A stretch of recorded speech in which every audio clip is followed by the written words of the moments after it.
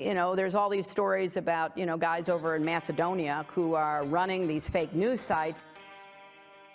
Number 24 is Content Farms in Macedonia. Бидејќи ако се направи грешка, таа ќе биде кобна. Нема враќање назад. So Europe need to remain more sexy lady in the world. Ајде, мајката! Господа ја чува Македонија и низините граѓани. A major gathering in Skopje on Sunday, April 25, brought out tens of thousands of Macedonians to protest the government of Zoran Zaev, with a call for early elections. It was not organized on behalf of any one political party, but on behalf of Macedonians, fed up with 4 years of incompetent, scandalous government that has given away Macedonia's name, identity, culture, history, and much more. Just before that protest, however, it emerged that Radmila Shekarinska, the Minister of Defense and powerful vice president of Zaev's party, Citizen, would not be standing for election again at the upcoming party congress. Does she know something about the fate of Zaev and his government? Is she bailing out of a sinking ship? We'll discuss all of this and much more on this episode of the Macedonian Content Farmers Podcast. I'm Jason Biko, coming to you from the foot of the Catalina Mountains in Oro Valley, Arizona. And this is Cvetin Chelimanov in Skopje, Macedonia. Cvetin, we forced Larry Butler, the former United States ambassador to the Republic of Macedonia, off of Twitter. That is, that's a persona non grata on Twitter now. Exactly. Listeners might remember that we in our last episode, this is episode 111, we're recording this on Tuesday the 27th of April, so it'll drop tomorrow on Wednesday. But on our last episode, 110, which was about 10 days ago, I think, we were talking about Butler and other former ambassadors, and we got into it, you and me both, Cvetin, got into a kind of a tussle with Butler. Actually, I should say he started it, because I had posted some of my flag pictures from the bottom of the Grand Canyon from a recent hike, and I had the Macedonian flag, the Star of Kutlesh, there at the bottom of the Grand Canyon, posted that, and he made a snide comment. He said, "What flag is this? Is this the Hungarian flag?" Obviously, he knows something, about me, about you, and follows. So you made a nice appropriately snide comment, and then I chimed in with a snide comment, and then we went back and forth a couple of times on various things. He admitted that he was almost fired by George Bush, the president at the time, for his screw-up in Macedonia. And then, all of a sudden, he disappeared. He deactivated his account. And you and I, before we started recording, were kind of lamenting the fact that it was fun to go at it with him, simply because he was so incompetent. Yeah, kind of like the government of Zoran Zaev. What's that? Yeah, he was not very good, not very thought through. He was like a reply guy, just a few followers, and he would reply to other people, mostly about Russia and punching on conservatives in the U.S. and now against Macedonians with this really needlessly provocative, personal sounding comments about the Macedonian flag, which Macedonia was forced to change under pressure from Greece, and now why would he be applauding this development? It's really what would he have as to gain from undermining Macedonian identity even so long after he was here, an ambassador here, and did so much damage to the country. If they paid him then, whoever it was, our neighboring countries or circles in Macedonia and the intelligence community, how much do they pay him to keep working at it?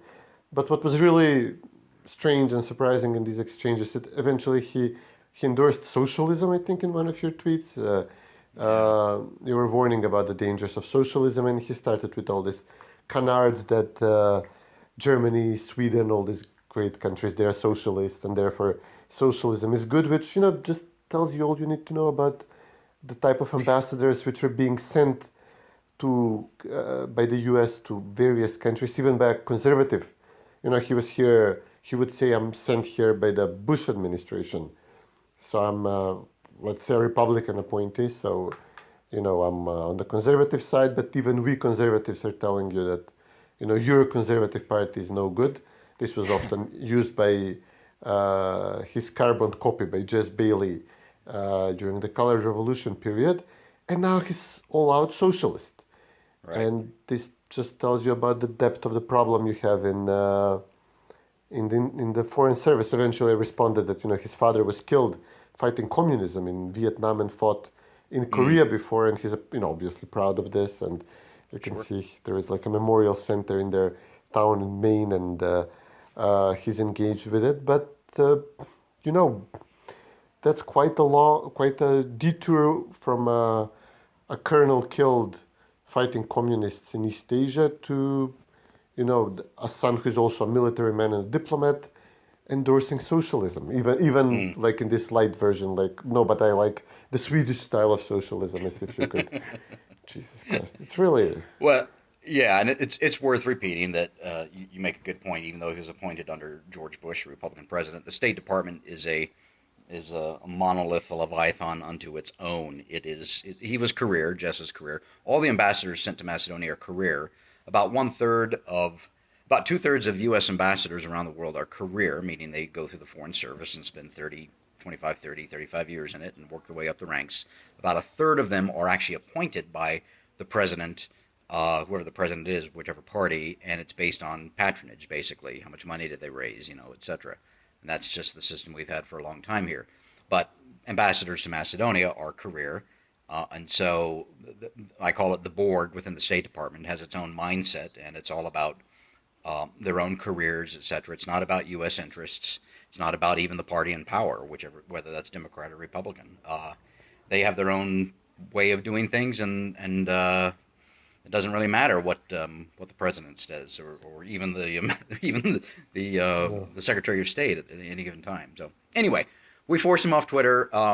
Now, how do we go after the others? I haven't seen Jess Bailey on Twitter. He's keeping a low profile, except for that one podcast he did. But that's probably smart on his part to do that, to remain. Well, this guy, he was not visible much here, Butler as well. I mean, the damage he was doing to Macedonia, the open partisanship in favor of HDSM, it was like in 2002, 2003. It's it's like 20 years ago, and we'll see how long it will take for Bailey to resurface. Yeah, well, we'll find him. I think we know where he lives, basically. Anyway, so let's start with the monologue. First, there was a protest on Sunday, Palm Sunday in Macedonia. This upcoming Sunday in Macedonia, and amongst many Orthodox countries, is Easter Sunday. So we will wish all of our listeners and Macedonians and other Orthodox out there a blessed Easter Sunday, Resurrection Sunday. But before that, Palm Sunday, you had a protest. What was it like? Tell us. It was a great crowd. It was like tens of thousands of people. Obviously, with the corona and other considerations, it would have been much. Would have been bigger, if it was not for the corona. There was not much busing of people from across the country. There was a lot, I think, from Prilep and other places who have. Because this was a protest for the political prisoners, and these include people like Jana Čento, who is from Prilep, and it's a cause very dear and important to many people there. So, but it was not like a usual political rally when you have like a huge, buses from both main entrances to the city, like tens and tens of buses bringing people in. So it was a lot of just Skopje people, and we had Durlovski and Andrijana Janevska performing the national anthem, which was a poignant moment, and it was a real solid show of force and of anger at the Zaev regime. You could tell a lot of people from the Zaev side were really angry and annoyed with the protest by the really dirty personal way they were commenting about it on social media. So the demand was to release I think it's like 16 people from the protesters' side and from the police, the interior ministry officials like Mitko Chavkov, who were sentenced from 7 to 18 years in prison, I think is the highest, for participating in the protest, and the policemen, the officers are sentenced for not doing enough, allegedly, to prevent the protest, and everybody had terrorism slapped on their charge to make it more dramatic and to make it less likely that President Ivanov will be able to pardon them. And obviously the case has been, it's been manipulated on several sides. So it was used to blackmail 3 members of parliament from Vmero, who were also charged, to vote in favor of the name change. These are the votes Zaev badly needed to change the name of the country, and immediately these people were pardoned and became politicians in good standing with the U.S. embassy, who would invite them, like they would meet Philip Ricker, etc. Even though they were charged with terrorism just like months before the meeting. So it just tells you how ludicrous and how petty and made up the charges were. At most, several of the people could have been charged with serious bodily harm, bodily injury of one member of parliament, who was the only person who was really injured.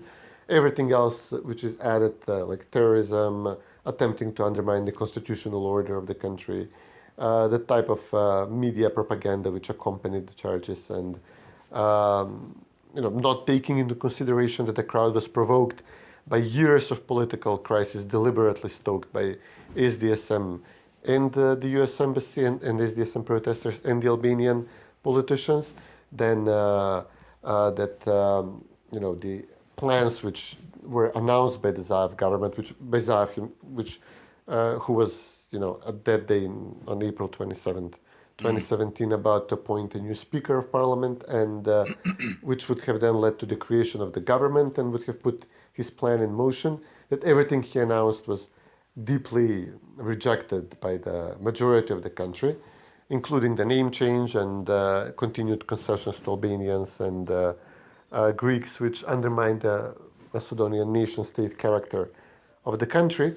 So all of this provoked the people, and the direct provocation, which was the decision by Zaev to hold a vote for a new speaker while the protesters were in front of the parliament, practically goading them in.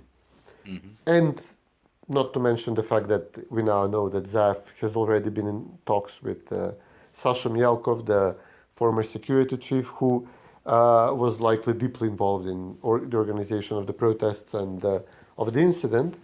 So, it's all now coming... it was apparent then, but it's now all clear that it was a staged incident. It was a orchestrated incident to make, obviously, to provoke the right into reacting, to possibly plant people within the crowd, who would then withdraw, who were masked and then not charged, to make maximum political gain for Zaev and his side, who were made the victims. Look at these poor reformers and fighters against corruption who were beaten in their parliament by nationalist mobs. All of this is now, clear that, given the levels of corruption on the side of Zaev, given what he's doing to the country, it's all clear that the case was the incident was orchestrated, and not to mention the repeat which we saw in the U.S. Capitol. This is obviously now a pattern, a plan which is being used in different countries for the similar political purpose. So the people in prison are really victims of a staged process, and just the fact that 3 of the defendants were pardoned after voting for the name change is enough to consider the entire case completely tainted and have them released. So this is why the people were out protesting on almost the anniversary of the incident. And another demand which was made, so the rally was organized by diaspora groups, not by the political parties here, but it was supported by Vmero. Afterwards, Levica and other smaller parties joined in declaring support. The Vmero leader Mickovsky was there, and most of the party leadership. And another demand was added.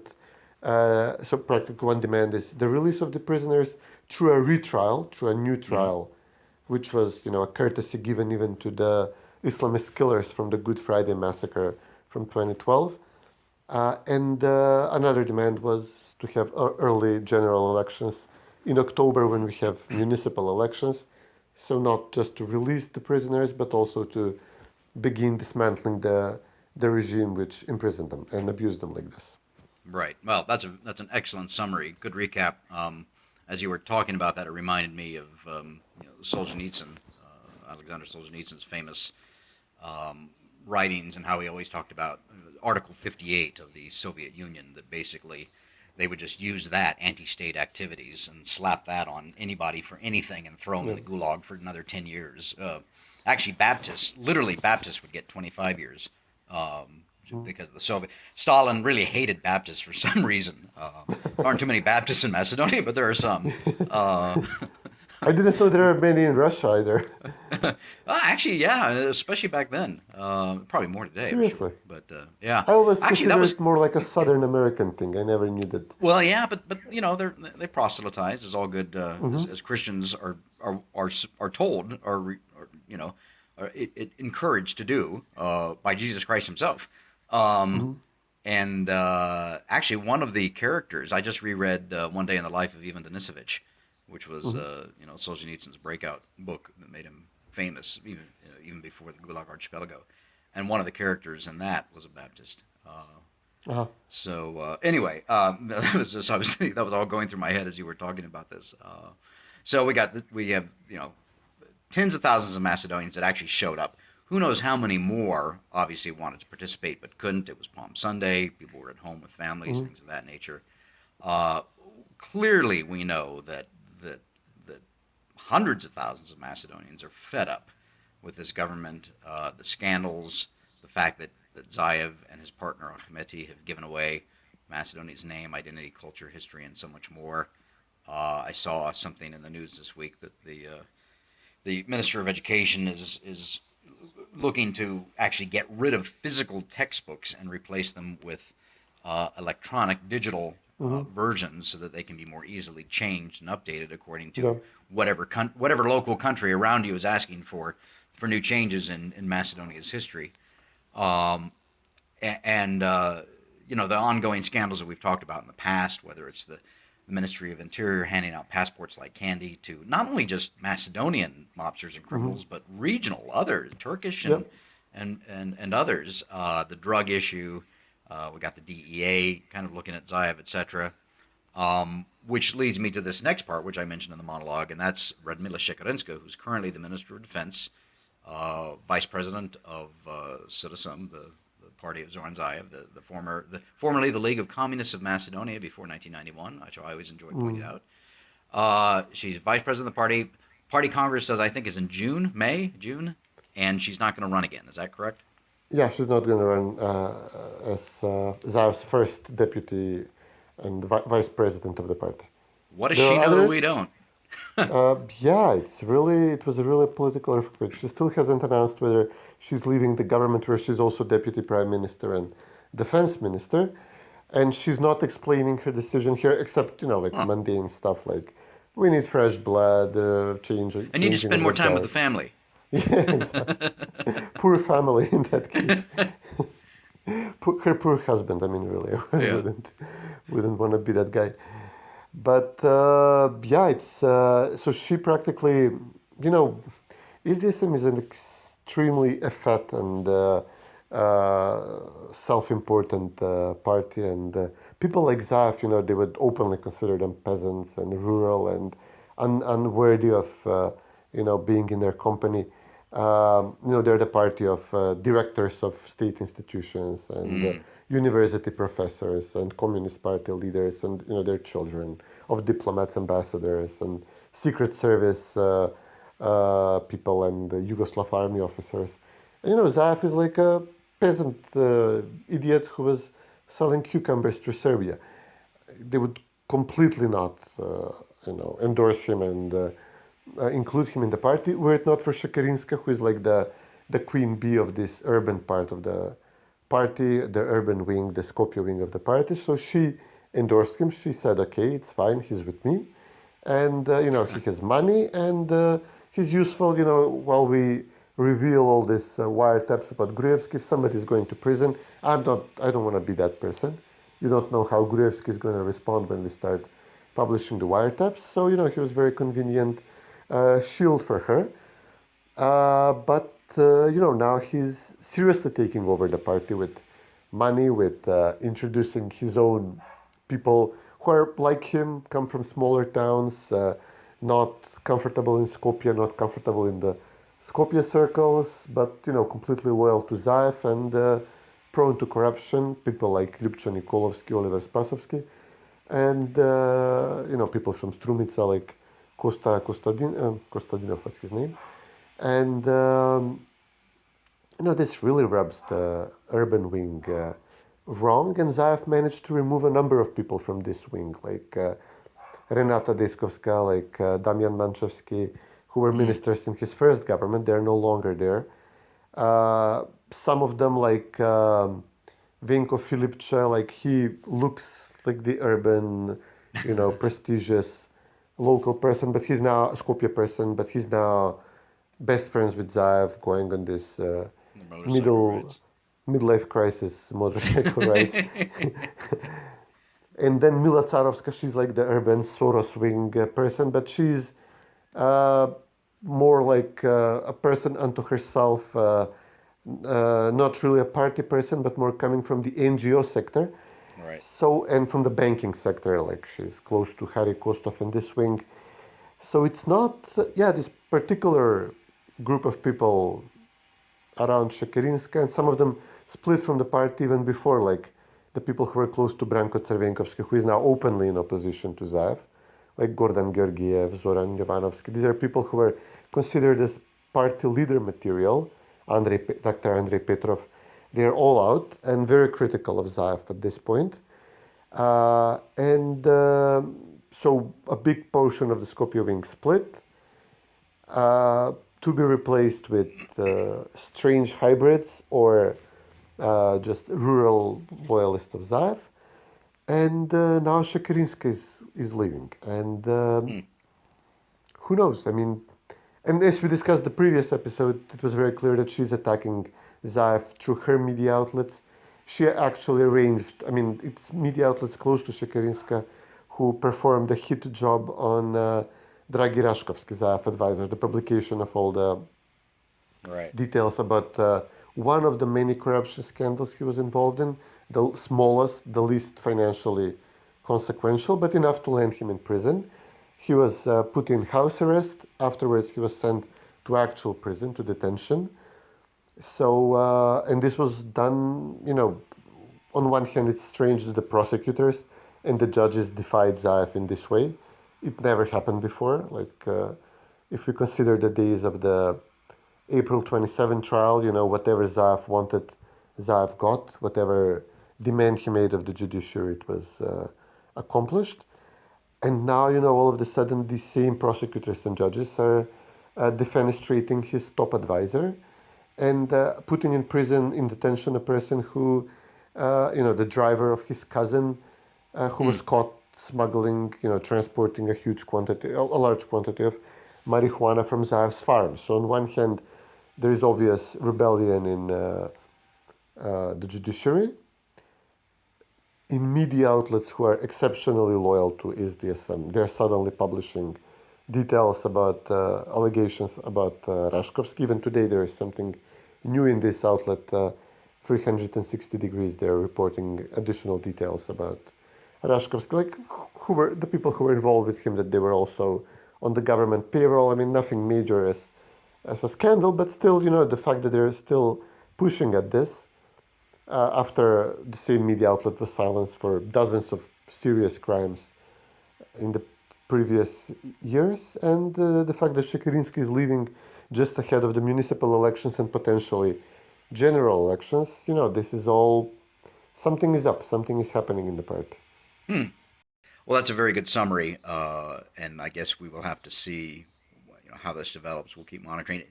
These little details that keep coming out, drip, drip, drip, about ongoing scandals, past scandals, future scandals. So we'll have to wait and see on that. But obviously, you're right. Something is up, and we'll continue to watch that. let's And switch. Shekerinska is making a point of being seen with the U.S. ambassador. So that's also interesting. She was with her yesterday for another of their visits to the Krivolak army range, which is Yeah. they're building this and that, and they're actually announcing miles of roads built in Krivolak, and what I think they even mentioned like a railway. They're building like a railway Is this the Serbian there, one? and they're going to blow it up. No, in Krivolak in the army range. So Serbia is constructing Right. a proper railway from Belgrade to the border with Macedonia, and they actually had an offer from China, which owns the port in Athens, which wanted to build like a very fast cargo lane from Athens through Skopje, through Belgrade, Budapest, and use the ports on the Danube there. Right. and now Serbia leveraged this and went to the EU and said, okay, you don't want Chinese influence here, obviously. Can you make us a better offer? And apparently they did. So they're getting, but only the section through Serbia, not Macedonia. Zaev is not smart enough and doesn't have leverage or doesn't have a Chinese counter offer to play with with the Europeans. So the Serbs said, okay, we're getting like, you won't believe when you hear the terms of the contract. It's amazing. It's a game changer for the country. While meanwhile, Shekerinska is building like 5 miles of railway for tactical training, purposes. Like so sappers can practice blowing it up or something like that, and drones can shoot at it. and every few days she posts a picture, we're building this in Krivolak and that in Krivolak, like when Gruevski would announce we're building roads and highways and whatever across the country, which people are actually going to use. Shekerinska is similarly announcing not insignificant mileage of roads being built in this deserted part of the country, which is used for target practice, and she's going there with the ambassador every other day to review the construction. It's and afterwards the demolition. It's really Well, we've always talked about how we always thought Nikola Dimitrov was the only one in the government who was smart enough and savvy enough and cultured enough to, once the government falls, to get a job with the Americans, the EU, whoever. Maybe it sounds like that's what Shekerinska is trying to do. She knows the end is near, and so she's cozying up to the gringos and looking for her ticket out of there. Who's going to offer her a job? Maybe Brookings or the Atlantic Council or somebody else. That's probably what it is. She's mentioned like she would like to go as ambassador to Washington. This was, we had Furchkovsky mentioned for this position, and then He was next. apparently the U.S., maybe Shekerinska, had the U.S. refused his candidacy, so she can go.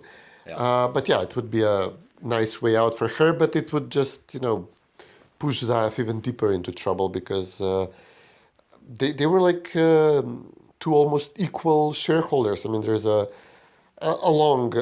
person who split from the party long ago, Sofia Kunovska. She says, we were told initially that the agreement is 55-45 split. In office positions, like government positions, members of parliament. So the Skopje wing got Pendarovsky like president, but they lost badly in the selection of members of parliament, and they're losing now in ministers and like all public, this plush postings. So yeah, I mean, it's a big deal if she's really out of the party and her wing becomes hostile to Zaev. Den Or of at Thieves. least uninterested in. Yeah, Den of Thieves, Yeah. Ship of Fools. Maybe that's our title. No, exactly. Hey, what's going on with the as Zaev calls it in his delightful English accent, English language way of saying it, the vaccine effort. Yeah. You got any? Did you get another 50 or so people vaccinated this week? Well, it's like Not 50,000, 50. No, well, I think we're actually close to 50,000 in total, Wow. or maybe even 55. Wow. And plus about 15,000 in Serbia. So there is like a trickle of vaccines now. They were on the verge of running out again because there is like a few capacity for a few thousand people to get vaccinated daily in Skopje, and maybe 1,000 across the country in all the smaller clinics, etc. And I think they're kind of like meeting the target. They were about to run out from on the stockpile last week, but then I think about 10,000 Pfizer vaccines came. There's no steady supply. Like we have some Sputniks, we have some Pfizers, some AstraZeneca. The members of parliament were supposed to get Pfizers, and then everybody rebelled. Like people were shouting at them on Facebook, like some of you are young and you waited until the Pfizer vaccines came. And it's like a small quantity, like 10,000, so it's not enough for everybody. And you are now pushing to the front of the line. So the minister switched them, made a switcheroo and gave them Sputniks. So members of parliament were angry at this, shouting at the minister during the vaccination. So there's still public fighting, even between, like, let's say, government insiders for the vaccines. But it's going along. I mean, people are elderly are being invited to get vaccinated, like teachers and doctors. But the numbers are still horrific. So after the cafes were closed, the number of new cases has dropped noticeably. So it was like 1,500 a day. Now it's like 400, 500 a day. Mm-hmm. But we still have like the built-in number of active cases from the peak of infection. So we still have a huge death rate. Like it's like 30 people die practically every day. That's a lot. That's a very high number for the. We were even doing some math here this morning. So India is now the worst off, right? Right. Is the worst case in the whole world. And they would report like 2,600 deaths a day on a population of 1.3 billion. Okay, I'm sure they don't count, they don't test every death, etc. But still. Right. And we have like 1.67 million. Like, what's it, 1,000 times less? Never mind. I was being charitable. I gave them 500 more population. I counted Macedonia at 2 million, India at roughly rounded at 1 billion. So we're still having like 30 deaths in Macedonia on a population of 1.7 million. It's leagues more than 2,600 in India. Yeah, I did the maths the other day, but comparing it with U.S. and the number of deaths here and the size of the country, etc. Our census just came out yesterday, 331 million people. Macedonia's census will come out in 2052, I believe. But anyway, the maths that I did, it would be the equivalent of 800,000 people dying, roughly, which is, we've had, I think, 565,000 in total. Deaths in total, right? Yeah. If you were the same size, so like 4,600 in Macedonia deaths so far. Yeah, it is horrific. We have a stupendously high number of deaths. Yeah. Whether the doctors are not treating people well, the lack of vaccines, general, public health. Pre-vaccine, it's a combination of various things. Not all of the fault can be laid at the feet of the government, obviously. Yeah. But certainly the government is entirely responsible for its failure to secure enough vaccines early on, and it is just, I think, only Bosnia and Kosovo are lagging behind Macedonia, which actually is a nice segue into this. We talked a little bit before we started recording. Albin Kurti, the prime minister, the ostensible prime minister of Kosovo, tweeted out quite proudly that he voted in the Albanian elections, the elections in the Republic of Albania. He's the prime minister of Kosovo. He voted in the elections in Albania, and he tweeted it out saying that, I'm a dual citizen, and so I can do this, and yada, yada, yada. Talk about a bonehead, tone-deaf, moron, idiot. Okay, he's a dual citizen, but to have the prime minister of one country voting for elections in another country, especially when one of his claims to fame is that he talks incessantly about wanting to see the reunification of Albania and Kosovo. I mean, you want to improve relations with Serbia, you want to improve relations with Macedonia, you want to improve relations with all your neighbors, you want to improve your own relations with the powers that be in the European Union and the United States of America, etc. That is not a way to do it, buddy. It's just kind of, and to me, what this means, frankly, is that he's immature. He doesn't have the maturity to be the prime minister of a country He doesn't have the maturity to be a leader of anything. He just needs to go back into the NGO sector, wherever it is he came from. Yeah, but Janša is the problem. Is the threat to the Yeah, security of the region, exactly. Yes. Yeah. not the Greater Albania propagandists. I mean, they had, I think, That's like 45. for listeners that may not know, that's Janez Janša, the Prime Minister of Slovenia. So Yeah, and allegedly the person plotting to break up the Balkans, Balkan countries. yeah, exactly. There is like I think they had like a 45% turnout in Albania. That's about the same which we have in parts in Macedonia, which are largely Albanian. But even there, the rate would be even lower because we still have like 20, 30, 50% Macedonians even in parts which are like nominally Albanian in Macedonia. So that's propping up the number. Albanians are by now notorious for having 2, 3, 4, 5 passports. Like they would have a Serbian passport for being in, formerly Kosovo citizens, or having some links to South Serbia parts which still have like Albanian population. They would have a Kosovo Albanian passport, a Macedonian passport, and a passport in Switzerland or Germany. I mean, not all of them, obviously not. But this is becoming a rampant situation in the region.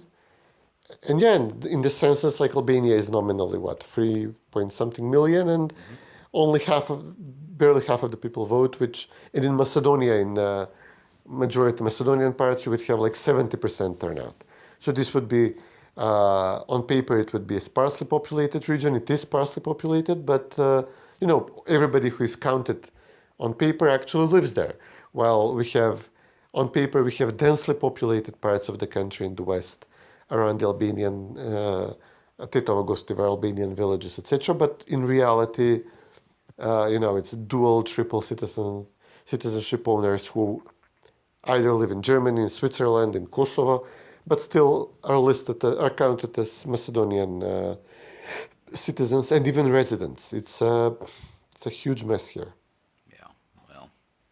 That is an issue that is, as you mentioned, is going to grow and continue to be a problem, and it's going to have to be addressed at some point.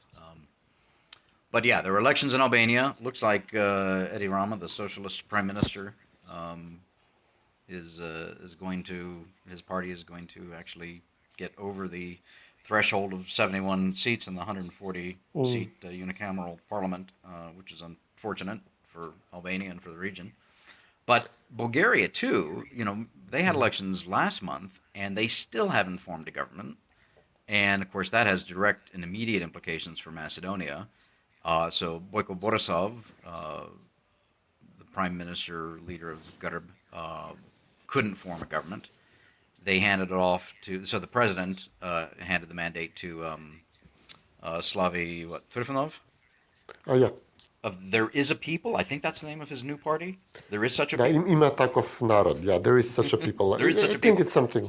The strangest name, but anyway. I think it's some quip from his show or something. Yeah, former rock star, TV personality, etc. Trumpian character. Yeah, yeah. So he can't form a government. So now the mandate goes to whoever the third party is that got the third largest number of votes.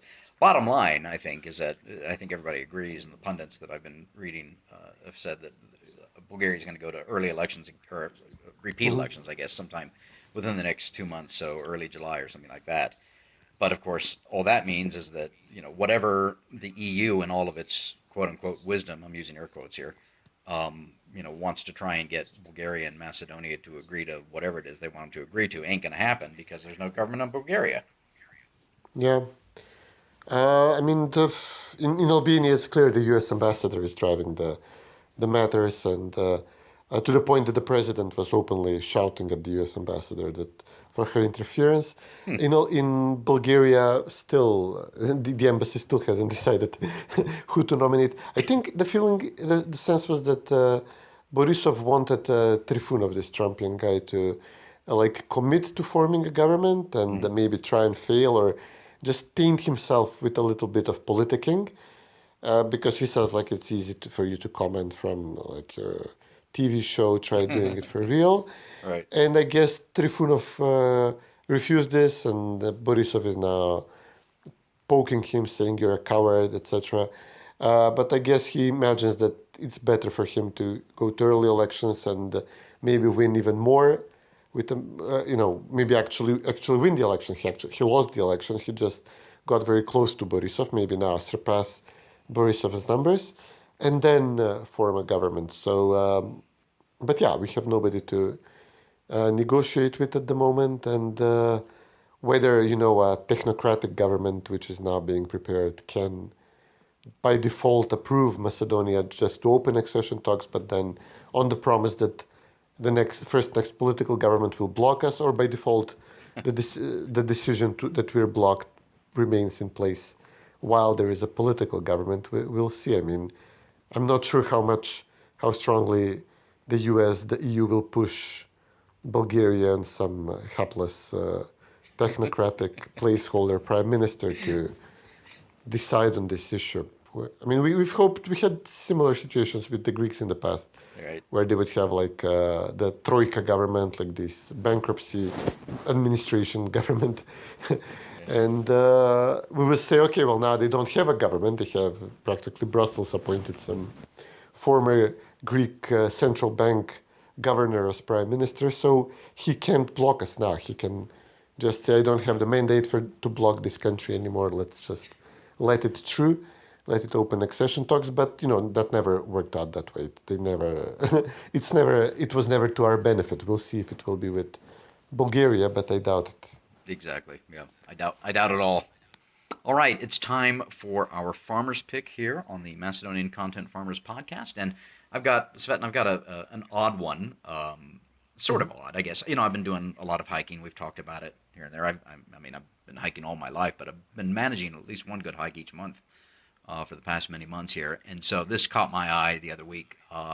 The mountaineering club PK Lubotin has just celebrated 96 years of existence, which I know is a little bit odd. Normally you celebrate 50, 75, 100, but hey, congratulations to them for being around for 96 years, for going strong. They're founded in 1925. I think they're based in Tetovo. Yep. But they've got, here's an article that we'll post in the show notes. It's got some beautiful pictures and history of the club. And I have, when I lived there, and next month I celebrate 25 years being with Macedonia, but when I lived there in the late 90s, I did a lot of hiking, especially in the Sharp Planina.